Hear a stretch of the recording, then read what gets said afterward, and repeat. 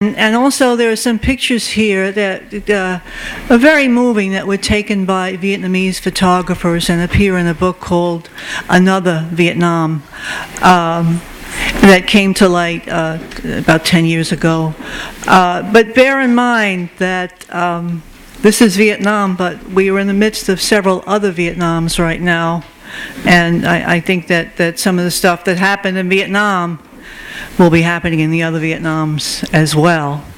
Afghanistan and Iraq, and are playing themselves out there to the detriment of imperialism. So this is just a map of Southeast Asia, and here is the divided Vietnam with the demilitarized zone over here. And the socialist north. Joyce, take the microphone. The socialist north and the occupied south. What? Take it out. Yeah. All right.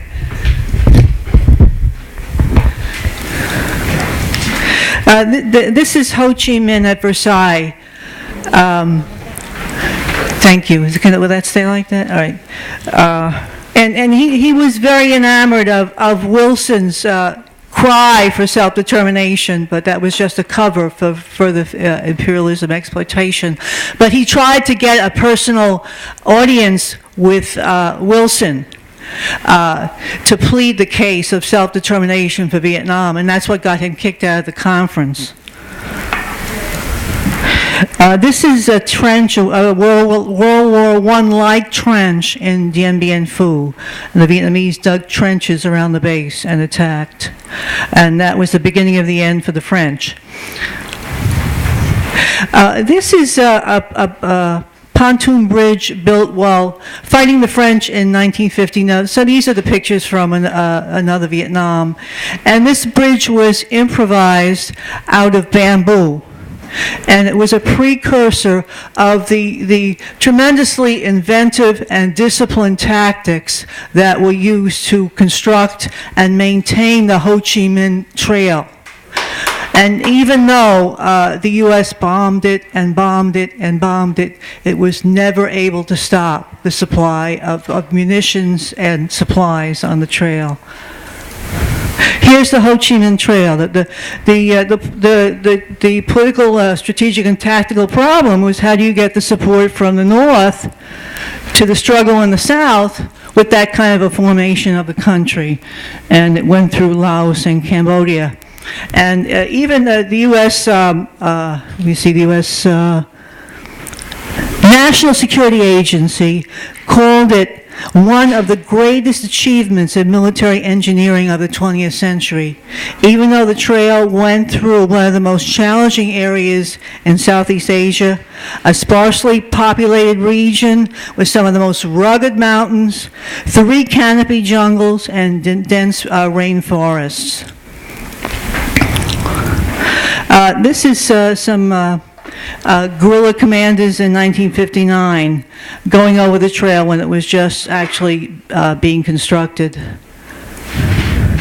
Now this is part of the Ho Chi Minh Trail, and this shows the determination and the unity of the Vietnamese people under the leadership of the Workers' Party, because they're wheeling bicycles through a river and bringing supplies up that way. It was not an easy task at all, but the people of Vietnam were united through 2 major wars against 2 major imperialist powers, and it was through these kind of efforts that they won. This is a propaganda team. I think we know a little bit about this with our wheelchair loudspeakers, but they carried their speakers on their back to reach the people and give them the news and get them to support the struggle.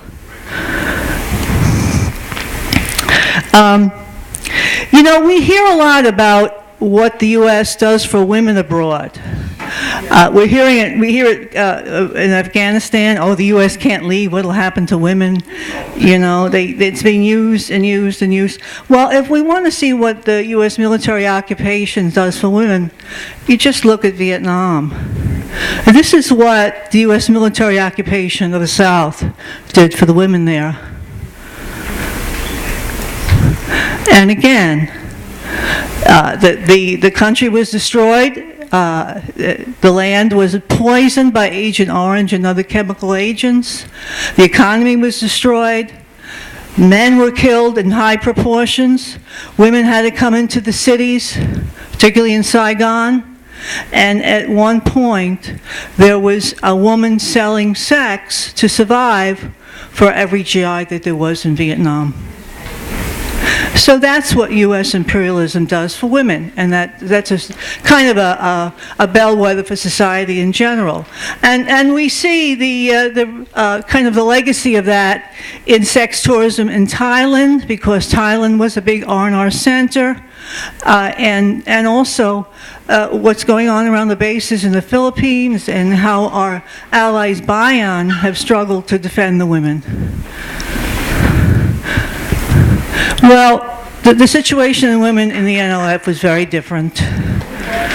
This woman is about 15, and she has her own gun, and she has a purpose, and she's dedicated to that purpose.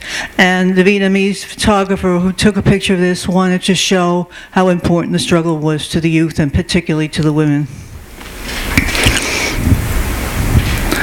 This is a very interesting picture. It's women coming out of a meeting, and they are wearing masks so they are not able to identify each other in case that they're arrested and tortured. They cannot say who was there.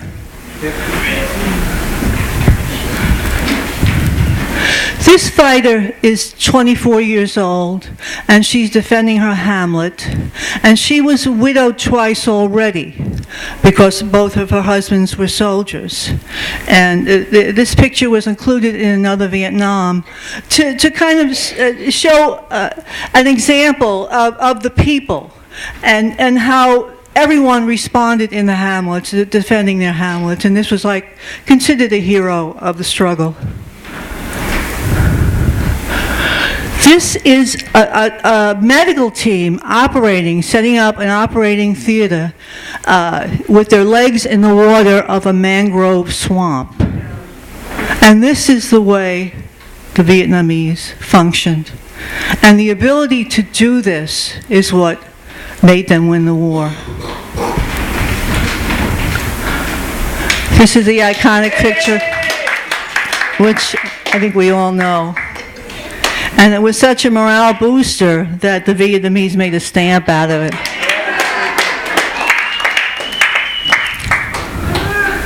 Madam Bin. I think we know who these guys are. Well, I read one account where Kissinger, before he started the negotiations and the Paris talks, was shown a picture of Madam Bin, and he thought she would be such a pushover. Was he surprised? She was made of steel and backed by a struggle of steel. And the U.S. was forced to sign the peace treaty in 1973. And here's the signing. And here she is.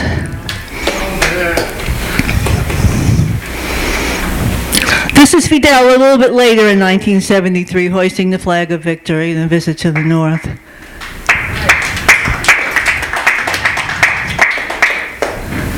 General Giap, who was the chief military commander of both the campaign against the French and the campaign against U.S. imperialism. Joyce?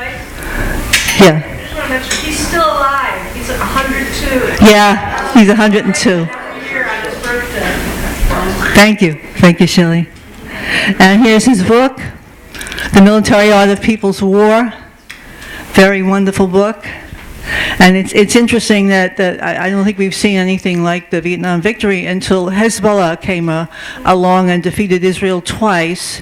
And those in the know referred to the battles there as the ghosts of Giap. Here's Ho and Giap. Their collaboration extended from the middle of World War II until his death, Ho's death. The war was not over in 1973, even though a peace treaty was signed. U.S. troops.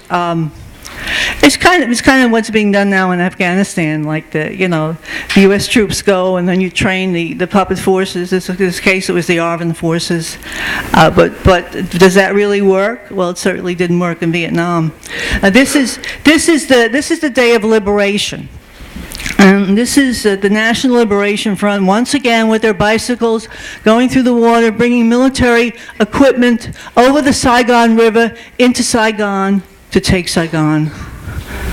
And it was a joint effort between the National Liberation Front and the regular Army of the North, which came barreling down in its tanks. And this is the North Vietnamese People's Army coming in, being in Saigon. It was thought that there would be opposition, but that wasn't the case at all. These are the boots and the uniforms of the puppet troops, the ARVN troops, who just wanted to get the hell out of there and take away any kind of show that they were part of that puppet army. So they melted away. They left their clothes there and melted away, and it was a total and wonderful victory. Here's the North Vietnamese tank in breaking into the presidential palace grounds.